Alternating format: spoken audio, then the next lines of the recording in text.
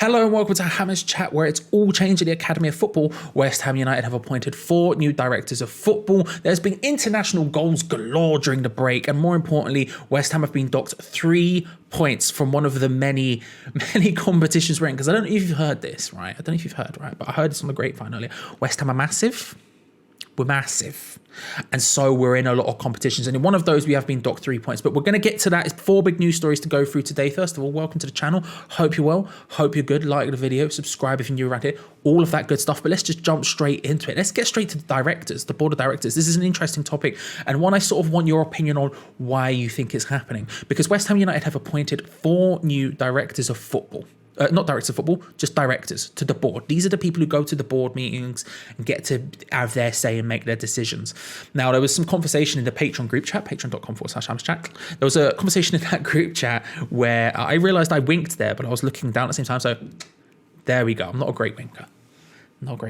There's a conversation in the group chat that you get if you become a top tier patron about how the voting rights in the board work. Is it a 1 vote per person? Is it on a percentage basis? I don't know. I don't pretend to know, but I would like to know your opinion on why you think these 4 people have been appointed to the board, because we now have David Sullivan Jr., who is the son of David Sullivan, not Jack. Jack's the one who's involved in the women's team and has been doing all that stuff. This is his other son, who was appointed earlier on in the year. You'll remember the news story where him and his mother, Emma Benson Hughes, were both appointed to the board. He is now a permanent member of the board. His mother is a permanent member of the board. She wasn't involved in these 4. Another one of the 4 was Daniel Cunningham, who is David Gold's daughter's husband. His daughter Jacqueline is his husband. And finally, the other 2 were the checkmates, if you want to put them that way. Daniel Kretinsky and his right-hand man, Pavel Horsky, who is his CFO in a lot of his businesses. He's involved in a lot of his businesses.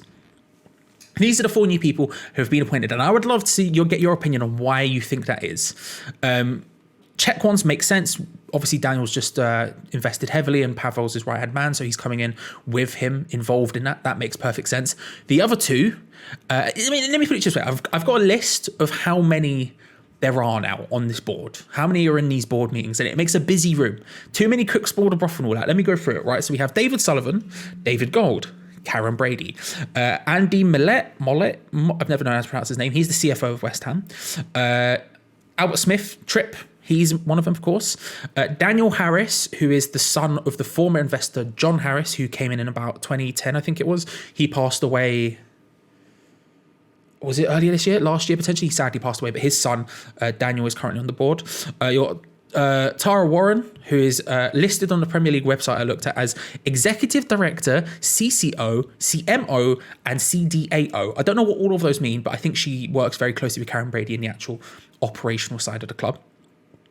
Emma Benson Hughes, who is David Sullivan's now ex and the mother of his 2 children, Jack and Dave, because obviously David Sullivan's just been, he's got engaged to someone, didn't he? So that's his ex. His ex is on the board. You have David Sullivan Jr., you have Dan Cunningham, you have Charles Cross, who, to my knowledge, I think is David Gold's mate. I had a little Google because I wasn't sure, and it says business associate.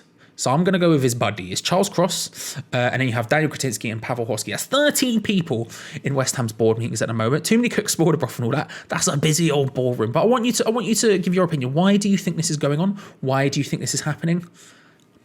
Who knows?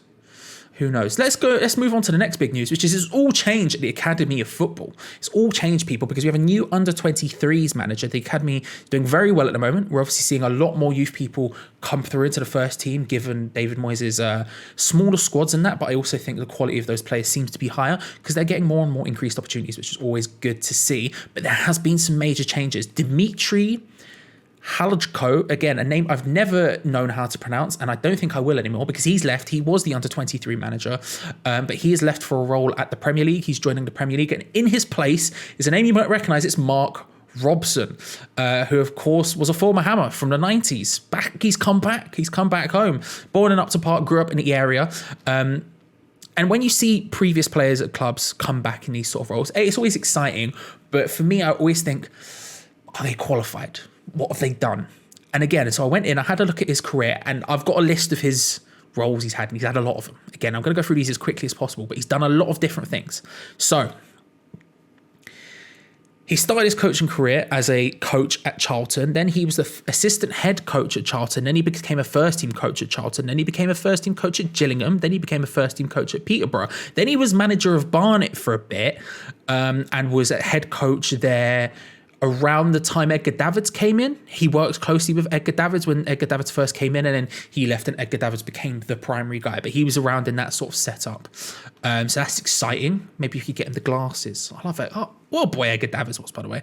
I remember, brief side note, I remember going to watch Barnet against, I can't remember who it was, but I went to go and watch Barnet play around this time when Edgar Davids was there, and he had the number 1 shirt on his back, even because he was player manager.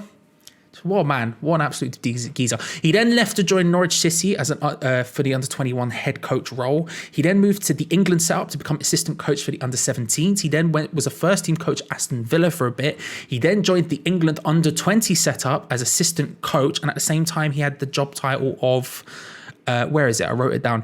National Specialist Coach. Fancy. Before leaving to become the assistant manager at Peterborough United in August 2020, and he joins us directly from there. So a lot of experience at a lot of different levels. And it's good to see, because we need someone with experience. Hopefully he can continue the role we've been on, because like I say, I think our Premier League 2 side are second right now, 1 point behind Arsenal, I think it is. We're rolling in a lot of these things, and the youth academy seems to be producing more now than they have been in the past sort of decade or so. So it's good to see, and hopefully he can continue that. And I've got 2 little final notes from this story. He joined Steve Potts in the academy, so it's good to see. It's just nice to see 2 ex-former Hammers in there.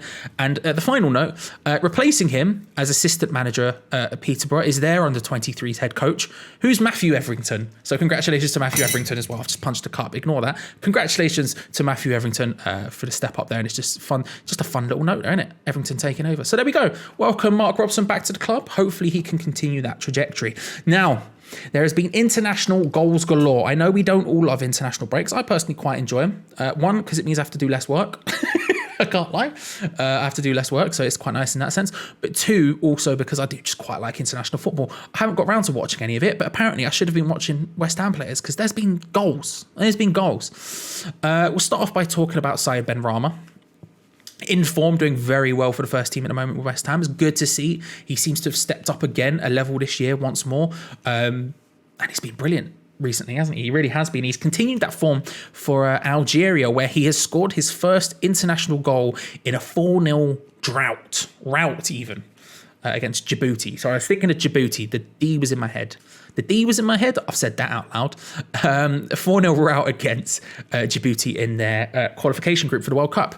It was a good goal, to be fair, if you haven't seen it. It was a good finish from outside the area. Picks up the ball just outside the D on the right-hand side, drives it into the bottom corner. Very good finish, composed, calm.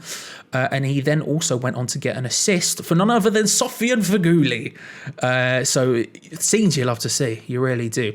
But that means they are top of their group, closely followed by Burkina Faso, who they are facing on Tuesday.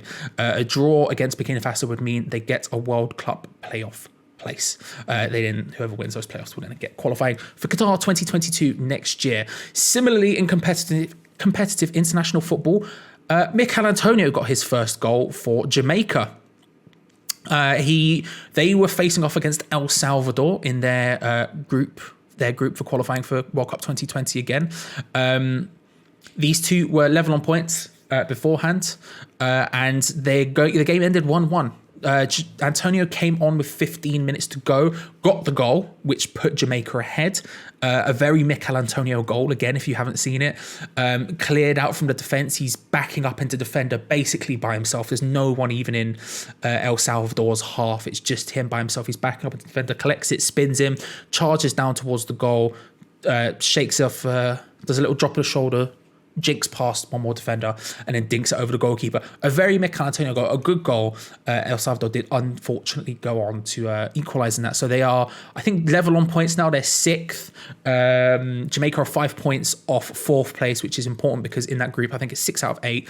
The top 4 get a chance to basically qualify for Qatar. The people who finish 4th go into inter-federation playoff, and then the top 3 automatically qualify for Qatar 2022. So they're 5 points off fourth. Top of that group is unsurprisingly the United States, who they face on Tuesday, in which Michail Antonio is planned to start. So that could be an interesting challenge for him and the Reggae boys. I hope they get through.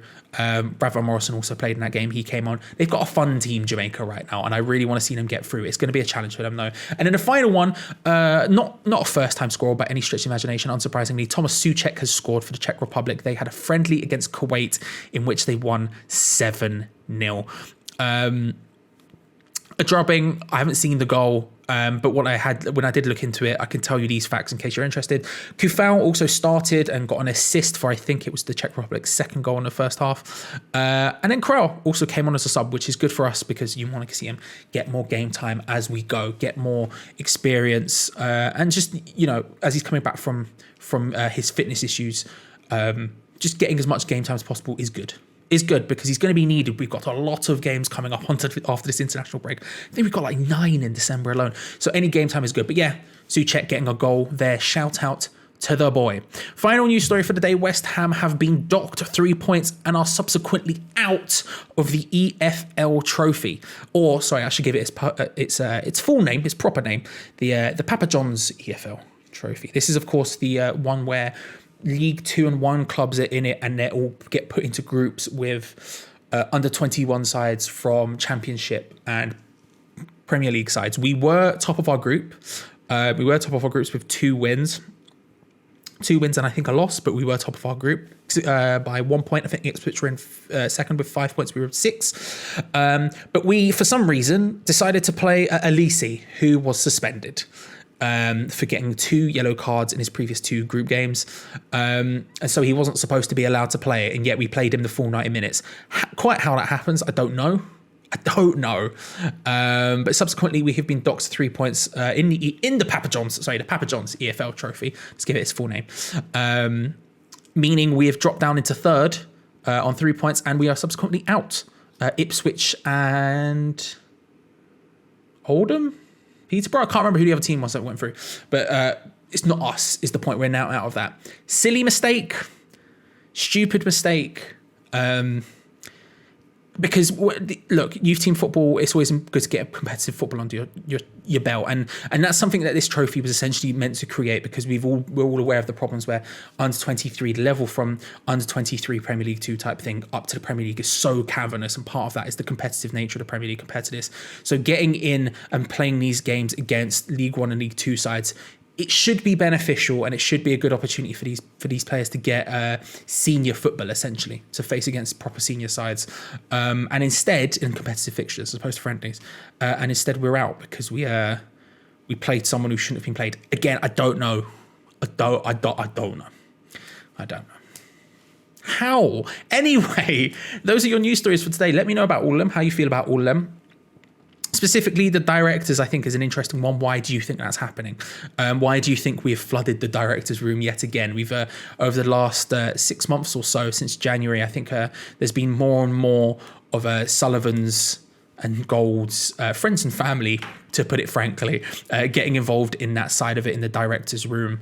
In the board meetings, and there was obviously some talk about, is this because they can get to go to games now during the COVID era, only directors can go, but now maybe there's been conversations about, is it voting rights within the control of the club, all of this stuff. What do you think it is? I'm interested because I genuinely haven't made up my mind yet, and so I'm intrigued to know what you feel.